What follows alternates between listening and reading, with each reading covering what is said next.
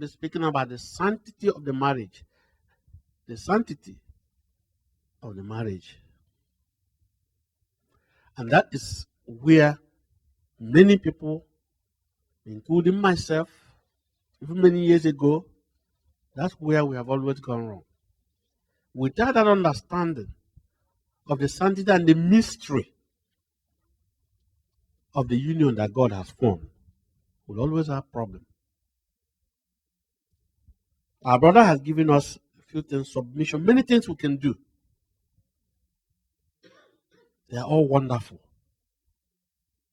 Yet without the understanding of the sanctity and the mystery, how God started and why did he do it that way, we always have problems.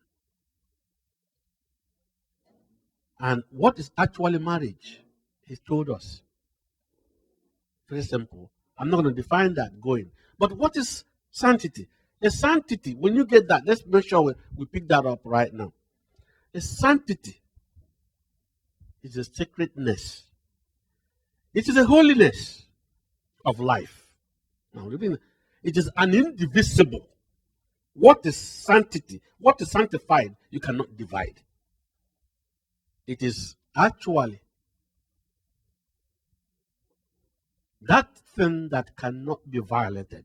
And let's make sure, I want to make sure this is all right now. Get in it. It is also equally holy, obligations, and rights. That's what the sanctity is. Something sanctified, set apart, different, that is made completely unique and peculiar in the heart of God. A subject that I could not even begin to tell you that I knew about. And many of us didn't. And may still not know what it is, the mystery and the sanctity of marriage. Why God is saying nobody should ever put asunder. And who is that person putting asunder? Coming in. Our brother has touched something, but let me begin right now. Let's just, because we're going to, probably it may take us about 2 weeks, but other than that, I don't think, the other details I might have people who have experience in different things about marriage to tell us. But I know the mystery is what we're going to be able to pick up right now. And the importance of this marriage in the life in God and the order of things that God has made. The background. Genesis 2. My sister, you're going to have, I don't know if nobody's helping you. Genesis 2:7.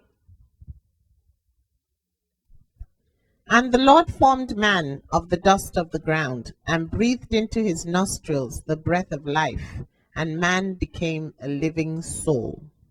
Now, the only thing I want us to pick, because everybody knows this, whatever we're going to be reading, everybody knows it, but we're going to come to the sanctity and the mystery. That is going to be, wow. Over there, God formed man from the dust.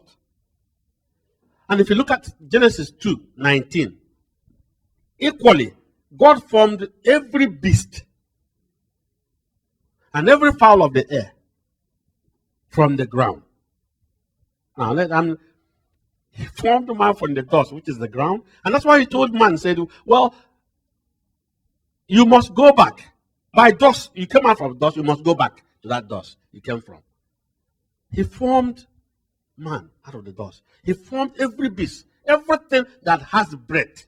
I don't know if you want to think about it. Let's put it that way. Everything that has breath, God formed what? From the dust. From the dust. But then he came to the wife and the woman. Okay? And we also know about all this story. But we're going to see how far we actually practicalize this story and comprehend it. In Genesis 2:21-20. Right? Okay.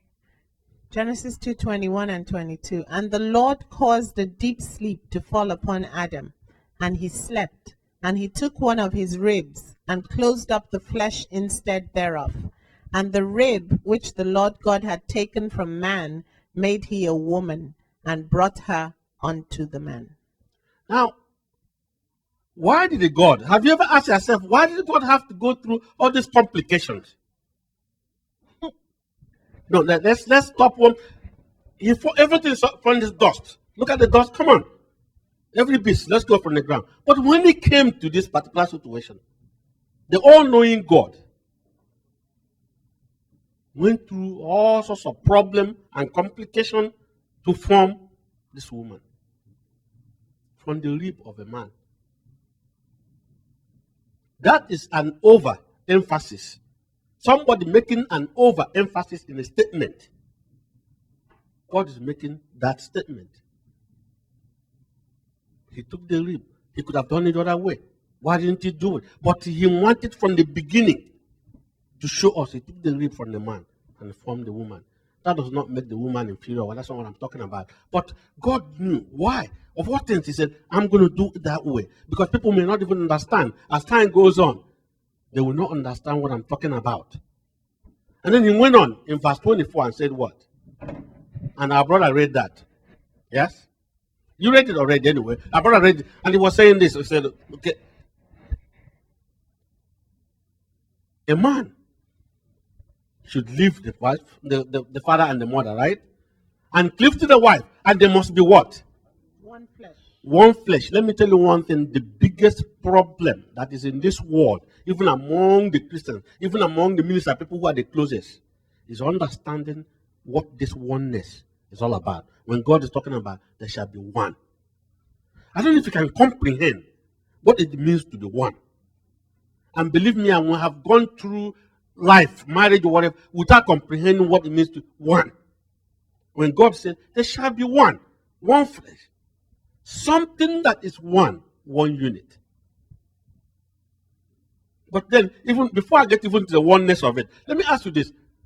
Could you imagine and ask yourself about this mystery? Why did God say that the man shall leave the father and the mother? I know in our culture the woman will leave and join them. But here he said the man shall leave the father and the mother and cleave to the husband, the wife. Nobody?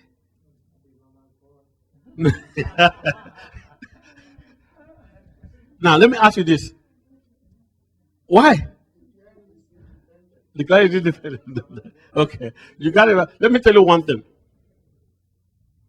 The Lord is not talking about the physical separation. Listen to me. Because normally, if you look at all the way from Genesis to everything in the Bible, the sons, they remain in the family. We know that. Then the wives will come. But spiritually, something has happened.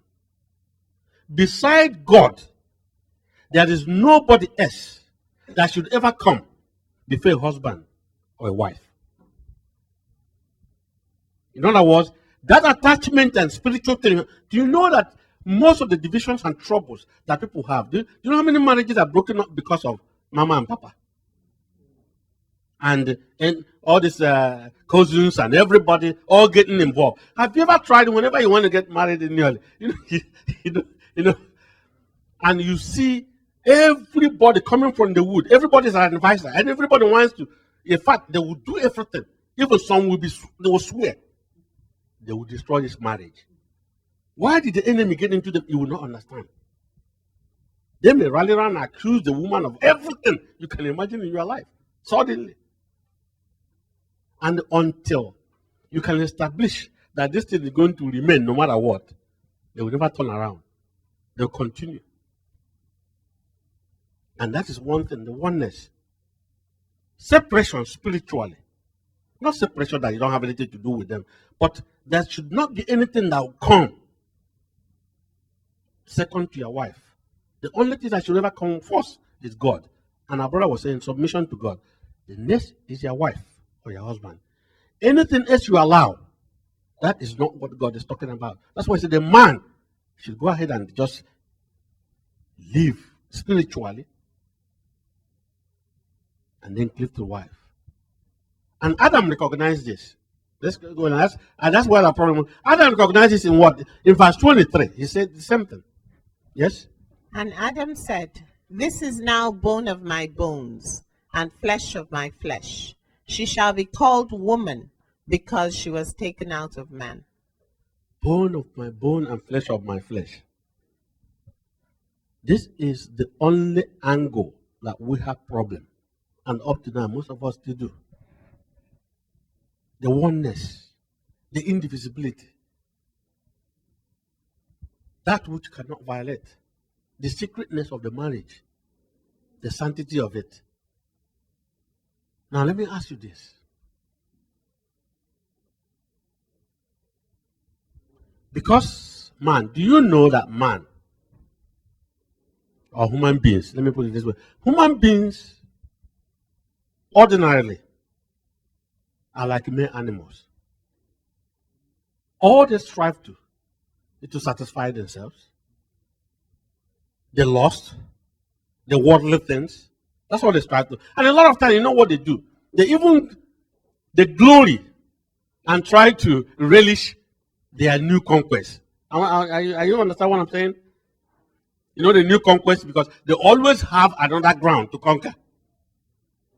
There seems to be a new pasture somewhere to reach. That's a man. That's a human being.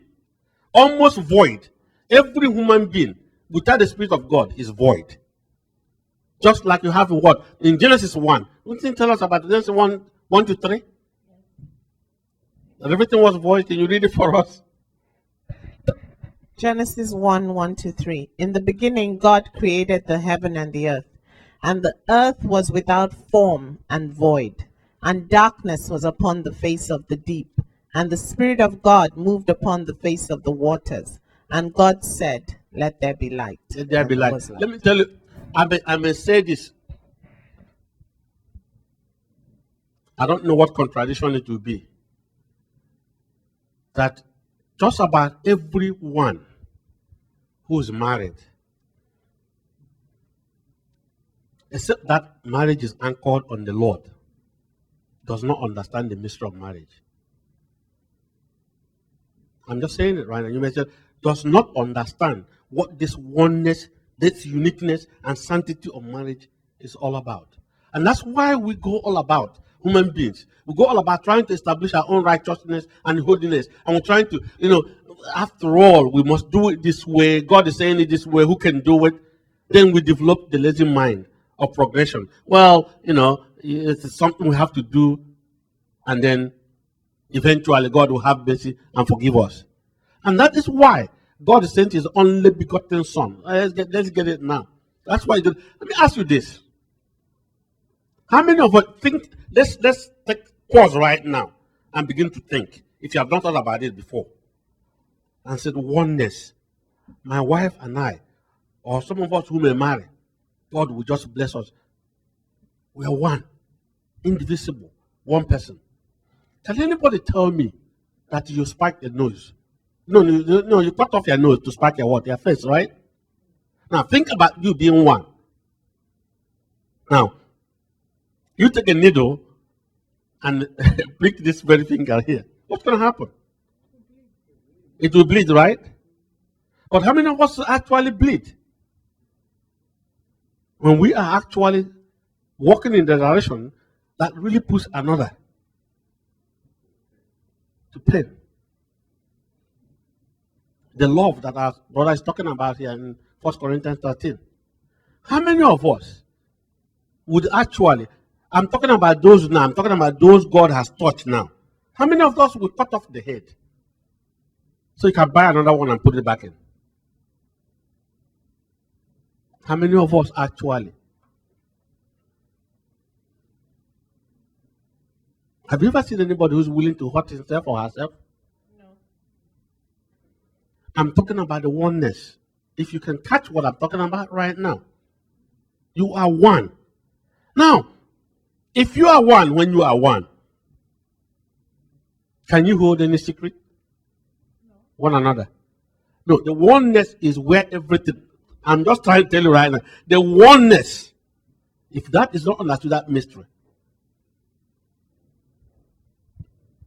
Now, if you are one, would you lie to each other? If you are one, would you destroy the other? Okay, we're coming now. We're never going to do it right. But now think about it. Most of us, including myself, I always give myself as an example. In fact, I thank Paul. Paul said he's one of the chiefest of the sinners. Because whoever cannot acknowledge and come to God as naked as you are, Lord, I am gone, help me. You just still think you know it all. And that's why the Lord is cautioning us that most of us, we hear this thing, we don't live it. It is not a matter of hearing it, but it's living the word that is really working here. But how many of us have even tried to really comprehend this oneness, this spiritual oneness and mystery of sanctity of God? And that is why God sent his only begotten Son to come and set the record straight one more time. We're going to just come to it. One more time. Set the record straight so that people will stop going astray. What record is he setting straight? That is the record of mistakes that have been made under the Mosaic law. Moses, because of the hardness, that's what the Lord said, because of the hardness of the Jews, told people that you can just, anytime, any moment, write a letter of divorcement, and that's the end of it.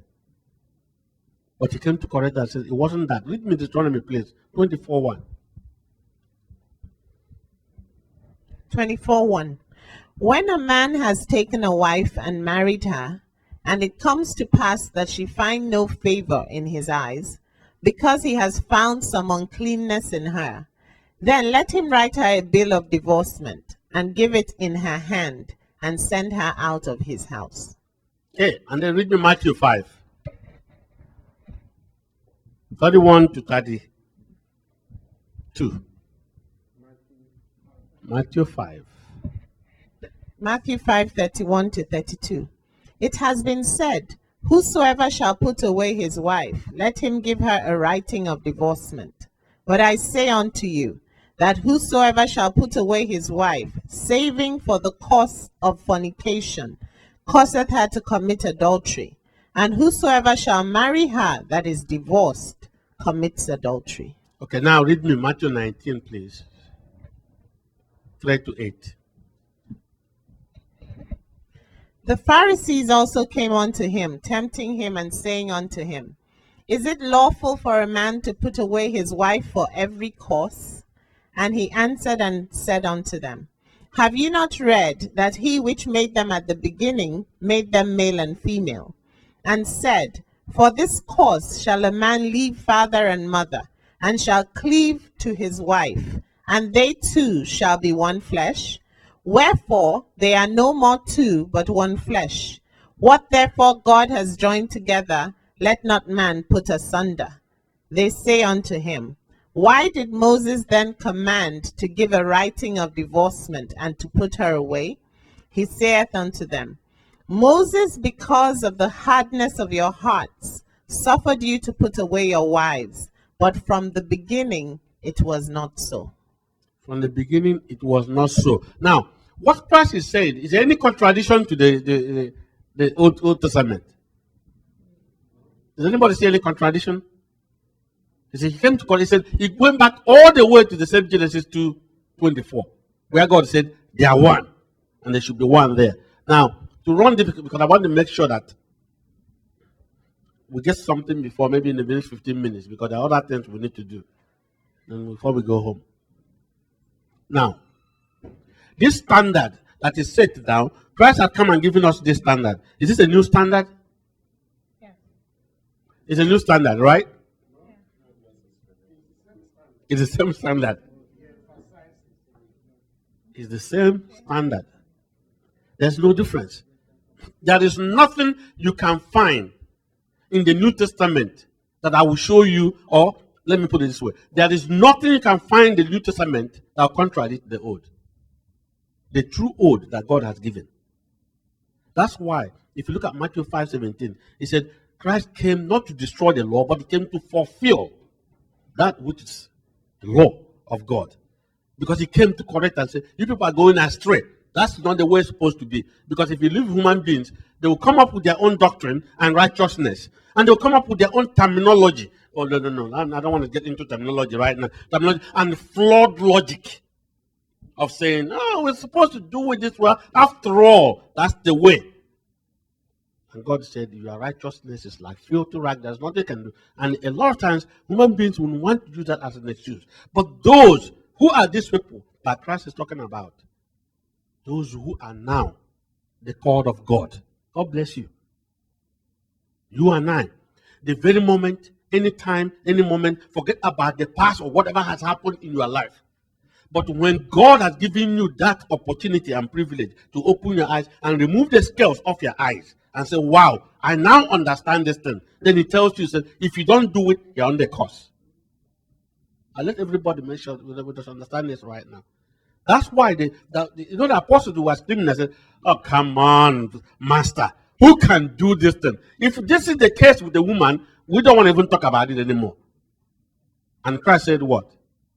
19:11. You have it there, right? Matthew 19:11. But he said unto them, all men cannot receive this saying, save they to whom it is given. Except those whom is given, like you and I, that can accept and hear this and do it. Now, these are the given, those who are given to understand, given to become the children of God. These are the people who are led by the Spirit of God that will do exactly what God is saying. That's why he told us, do not put anything asunder, but will it come in right now? No man should put asunder that which is one, but the one who has established it. I'm coming now. There's only one person who can put asunder. Who? God. Because he's the one who has established it. But how? He's told us how it can be put asunder. And I'm just saying that now because of most of our people. Including myself, please. Anytime, any moment, the sanctity is defiled. Now, to think about this now. There's something that is more important to God. In the unit he has formed, that unit or union, which is marriage, has become a sanctuary of God. And last week we talked about how you have to reverence the sanctuary of God. And God said, if anybody will defile this covenant that I have created, especially, and who is actually who's going to defile it? We said only God can destroy this. But who is the one to defile it? You and I. The people involved are to defile it. And there's only one defilement. What? Adultery. Let's pick that up right now. And we've talked about adultery before, but I'm going to talk to them in this marriage issue. Some of us, out of ignorance and many things, before even we know the Lord, some of us probably here had married before and maybe divorced. Okay? Out of ignorance. That's past. But some are still continuing. Look, I'm not talking about you. If it doesn't apply to you, hey, all I ask God, if anything that I've done, forgive me. Some are still continuing and wallowing up in the defilement of the sanctity of God up to this present time. No matter what they have had and how they have had it. That's where it becomes a cause and a problem. So if any of us, and I say it here, that is continuing in that type of life, get out of it because you're bringing a curse upon yourself and your family. You know one thing, let me tell you one thing right now. When a defilement of the house of God is done, there's only one time God said, if anybody will do something like that, I will destroy him. In 1 Corinthians 3, 16 to 17, he said, don't you know that you are the house, you are the sanctuary of God? If any man will defile the sanctuary, I will destroy him. It's unbelievable. What he said there. How will destroy? That's God, not me. And you see how he destroys. One who defiles the sanctuary or the sanctity of the marriage, he hates himself or herself. Do I repeat that? One who defiles the sanctity of the marriage hates himself or herself. He hates himself, he hates the wife. And you know one thing? One who defies the sanctity of the marriage is already dead, but walking alive. You see him walking, you think he's alive, but he's dead. Let me start telling you. 2 areas of death. Physical. The physical aspect of it is this. The physical aspect may tarry. It may take long. Like the incubation period. The incubation may go on like the HIV virus. I'm not talking about the disease. I'm talking about, incubation. It may be many years, and you think everything is okay. Oh no, I'm getting away from it. But then see the life you live in at that point. That life of lies, is triggered. The one of spiritual is so instant. From the very day you defile the sanctity of the marriage of God, you have been completely cast out. Listen to me carefully. Especially if you have known the truth. You know why? From that very day, go and take yourself. You will never be yourself anymore. You become a liar. You become what? A manipulator. A deceiver. In fact, you become a murderer. There is nothing that you're not. Because if you're a liar, you're a deceiver, you're a murderer. You're not alive. When I'm saying you, it's not you. You people know what I'm talking about, right? If I am a liar, because now I'm lying. You know why it's so serious? I'm lying to myself. Now listen to me. Remember that the two are one. Indivisible. So if I'm lying to myself. Can you believe that a human being lying to himself is not worth living? Or a human being deceiving himself? There's no point. You can deceive others. Yes, you cannot deceive God. But you turn around and deceive yourself too. There's something wrong actually there. And you know one thing? This person or this man can never live the rest of his life. The mouth and the heart will all be in conflict every time. What is he saying? He doesn't even know. But one day, there's nothing hidden that shall not come to light. And you know one thing? Because God has sworn about it, that he will destroy that. Now listen to me carefully. And we have this. Let's read. We're going to read the Proverbs. Let's read Proverbs. Let's read some Proverbs. Huh?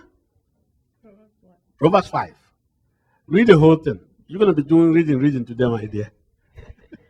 My son, attend unto my wisdom, and bow thine ear to my understanding, that thou mayest regard discretion, and that thy lips may keep knowledge. For the lips of a strange woman drop as an honeycomb, and her mouth is smoother than oil, but her end is bitter as wormwood, sharp as a two-edged sword. Her feet go down to death, her steps take hold on hell. Lest thou should ponder the path of life, her ways are movable, that thou canst not know them. Hear me now, therefore, O you children, and depart not from the words of my mouth.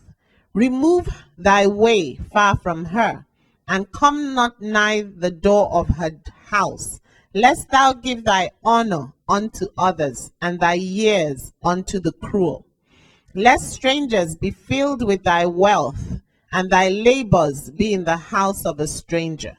And thou mourn at the last, when thy flesh and thy body are consumed, and say, how have I hated instruction, and my heart despised reproof, and have not obeyed the voice of my teachers, nor inclined my ear to them that instructed me.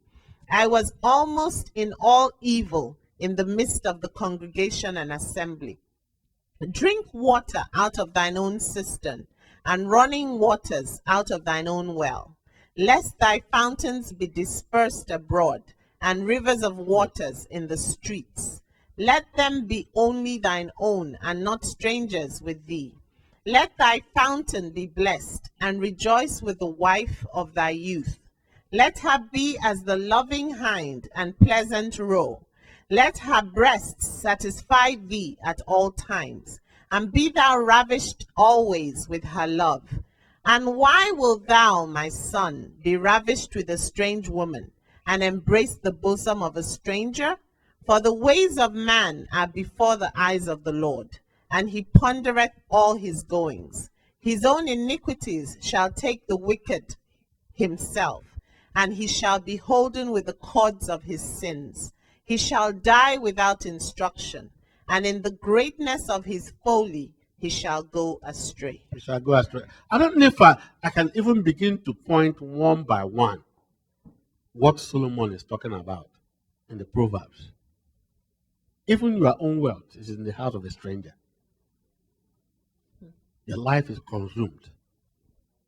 You are managing, trying to dangle and manage many problems.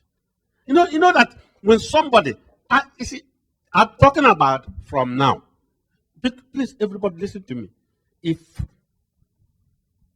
this has been a situation with you in your family from today, that's my warning. From today, God can forgive and He'll forgive us. But from today, are you following me right now? Because there's no way you can be playing and deceiving yourself and not be fearful of your own shadow, even your own shadow.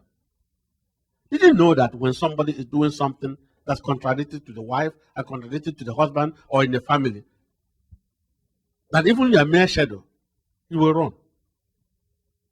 Did you know that? Because the person is wicked. And Proverbs 28:1 tells us what?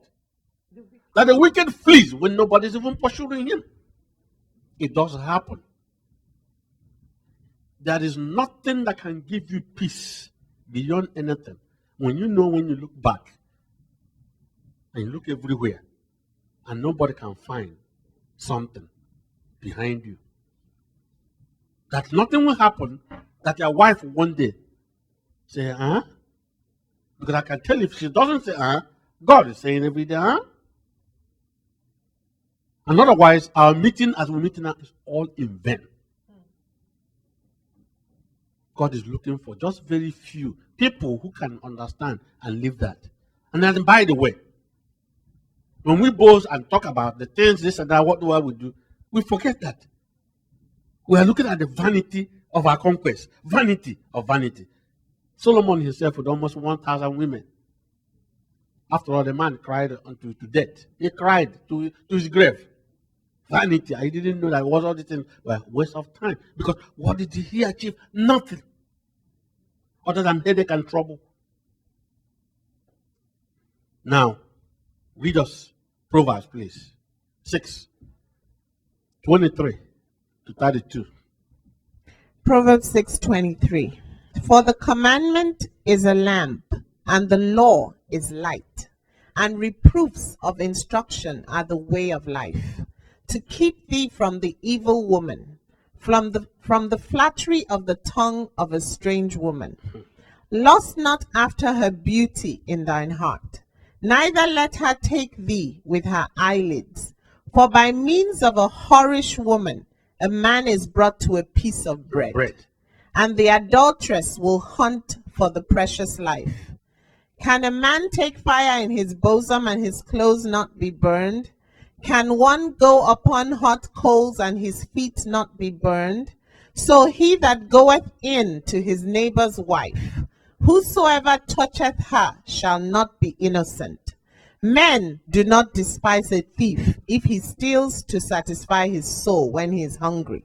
But if he be found, he shall restore sevenfold. He shall give all the substance of his house. But whoso committeth adultery with a woman lacketh understanding. He that doeth it destroyeth his own soul. A wound and dishonor shall he get, and his reproach shall not be wiped away. For jealousy is the rage of a man, therefore he will not spare in the day of vengeance. He will not regard any ransom, neither will he rest content, though thou givest many gifts. We'll probably stop very soon because there are other things we need to cover. But then, listen, I don't know if you read these things and try to understand it. And I want us to. I'm praying that all of us who are here now have now taken a new leaf for life, forever, knowing that we have no more excuse. And we cannot say that we cannot avail ourselves of ignorance anymore. Even as Paul said in but if you look at 1 Timothy 1:13, he said, whatever I did, I still had mercy because I did them out of ignorance. Now, adultery said brings a man a piece of bread. It makes him just render him completely. But let me ask you one other thing that is there, that is saying there. He said, men despise not when a man is still to satisfy his hunger. What is he talking about? He said, God bless you, D. He said, man, can you believe what he said? He said, if I'm hungry, I have none. Listen to me. I have none. I have none. I have no wife. Maybe I'm hungry. God may say, well, this is my child, you are crazy. You know? He said, they may. But it still tells you that if I catch you, which is God, he said, you pay 7 times. So you pay with everything. If a man who is hungry, when he's caught, brody, pays with the whole thing in his house. Now think about the man who's not hungry. The man who's hungry, he said, people will not despise if he's still to satisfy that hunger only. But if he's caught, which is going to be caught, whether we like it or not, he will pay 7 times. He will even pay with everything at his house. Then what of the man who is not hungry? God looks at it from that point of view. This is you and your wife. You're not hungry. Why are you then going and doing things? Now, why did he tell us that? It was such an unbelievable thing. You will cry when you read it. If you look at what? 2 Samuel, you look at wherefore. You know, David committed the sin of adultery, and in the process, he killed the husband. And when Nathan went there, he made a very chilling statement. He said, David, I gave you all. I gave you all. Even everything that your master had. If that wasn't enough, I could have given you more. But why did you have to go and despise my own commandments too? To do that which is not proper before me and in my own eyes. Now, and one other thing I want you to obtain is this. There's a cost there. That's generational. Did you see that? No, did you pick it up? He said the reproach will never be wiped out. A reproach will never be wiped out. Now, I'm talking about family. I'm not dealing with adultery only now. This is very critical and it's very important to me for all of us here. Because you see, a man is out there. I gotta do what I have to do. But I'm talking about that person who is now transformed. Because God is looking at somebody who have had the word, who has had all these things and not doing them, as completely someone who can never be reformed. And that is why Hebrew 6, we're not going to read it, 4 to 6, said that it's impossible for this man who have had all these things and know about them and then turn away from it to come back again. And 2 Peter 2. You look at 2 Peter 2:20 and verse 22.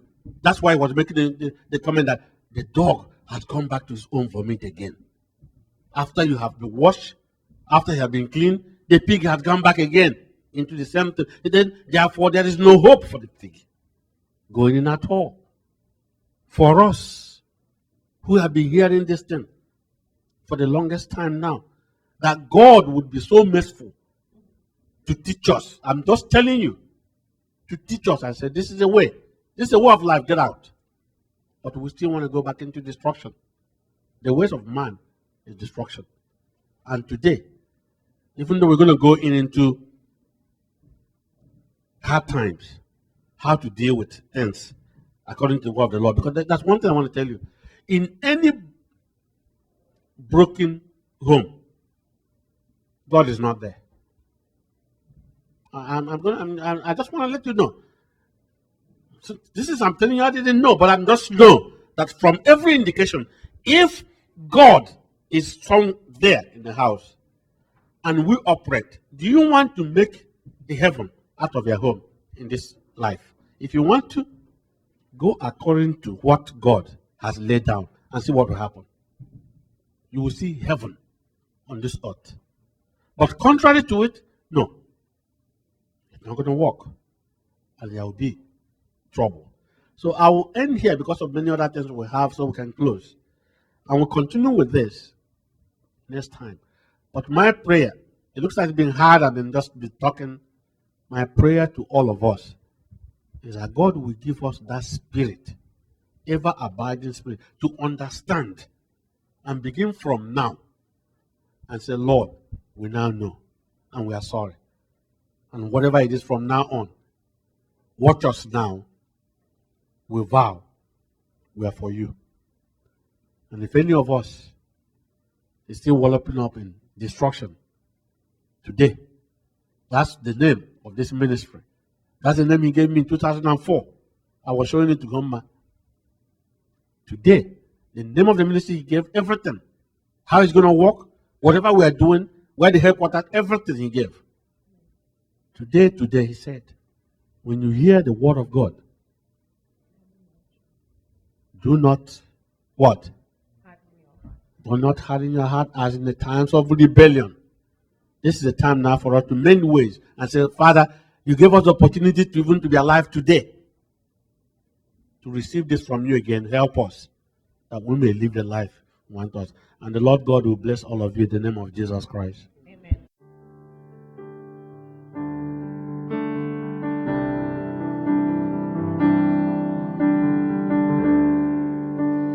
Lord, I'm amazed by you. Lord, I'm amazed by